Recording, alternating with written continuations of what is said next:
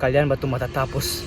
Philippine Statistics Authority reports more Filipinos A fall social below the weather poverty station line. survey shows half of Estimated to 51,000 bad weather is not millions of Filipinos Filipinos rated themselves as poor and first.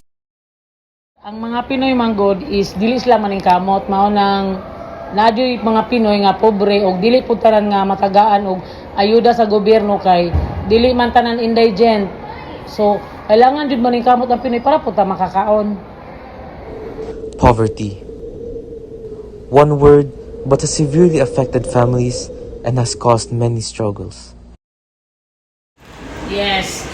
Napiktuhan jud ko sa kanang kapait sa kinabuhi based on my experience single mom ko. So dili ko maning kamot, walay kaon ako mga anak. So kailangan jud miski kung say diskarte sudlan para lang jud dili magutom akong mga anak. Poverty is an ongoing issue and is difficult to solve, but together, we can build a future that is better than yesterday. A future where there is harmony and struggles of poverty can hardly be seen. Mga kababayan, tulungan natin ang isa't isa upang umangat sa kahirapan.